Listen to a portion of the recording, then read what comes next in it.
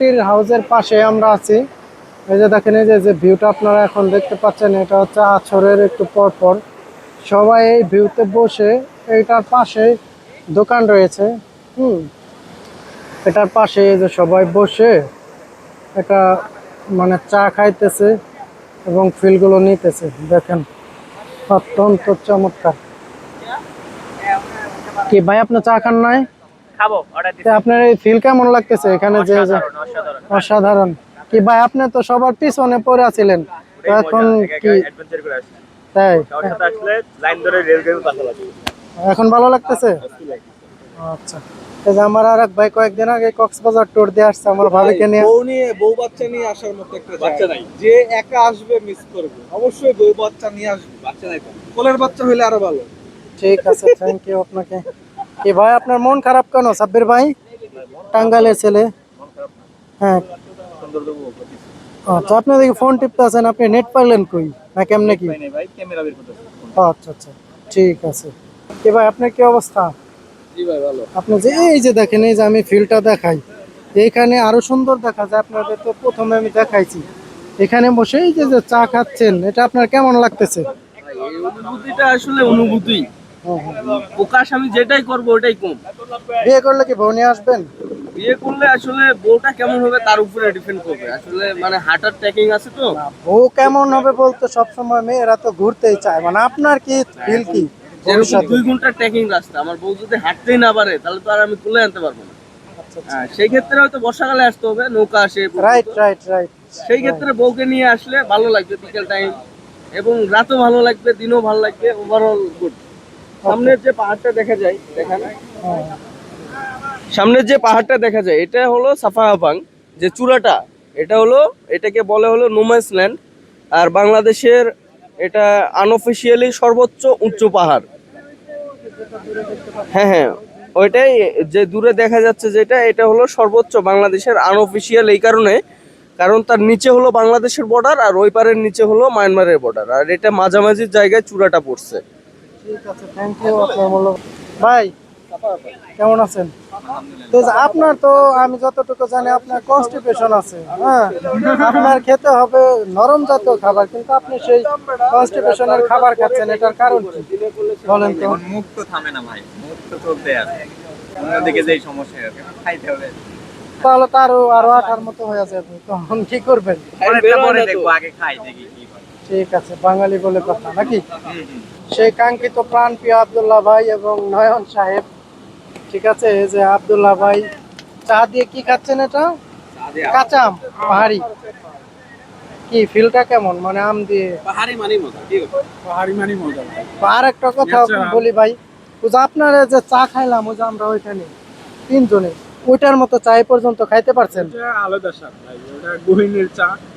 স্বাদ লাগছে না অরিজিনালি? এটা ভিডিওর জন্য না, অরিজিনালি স্বাদ লাগছে না।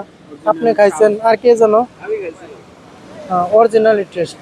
তো আপনার এই যে সবাইকে লিড দিয়ে নিয়ে আসছেন, এই যে দেখেন সবাই আবার চাও খাওয়াইতেছেন, এই যে কাঁচা ফিলটা নেওয়া যাইতেছে, আপনি তো ওদের প্রতি কি এখন আপনাকে কি বলতেছে সবাই? সবাই কষ্টের পরে শান্তি পাইলে সবাই ভালোই বলে, কষ্টের সময় গালি দেয়, সেটা অন্য ব্যাপার। কিন্তু সবাই যে এখন শান্তি পাচ্ছে, এত সুন্দর একটা প্রকৃতির মাঝখানে বসে চা খাওয়া, আড্ডা দেওয়া, গল্প করা, সুখ দুঃখের কথা ভাগ করা, এটাই অনেক পাওয়া। এই যে আমি কয়েকজনের সাথে কথা বলছি, যে ভিতরে নিয়ে গেছিলাম, ওইটুকু ওদের কাছে কষ্ট লাগছে। কষ্ট তো এই যে একটু এই লাগবে, পর্যন্ত কষ্ট অনেকে ছাড়া বলতেছে আমরা বিয়ে শাদী করলে বউ নিয়ে আসবো। তো আপনি কি করবেন? কষ্ট, আমি তো অবশ্যই আসবো। আমার বউ হতে হবে যে ভ্রমণ প্রিয়, হুম, অবশ্যই আমি এই দিকটা খেয়াল রাখবো, অন্য দিক তো খেয়াল রাখবোই বউয়ের, কিন্তু সে আমার সাথে ঘুরতে যাইতে হবে, বাসায় বসে থাকলে হবে না, এরকম মেয়েও দেখবো না। হ্যাঁ, থ্যাংক ইউ আপনাকে, থ্যাংক ইউ।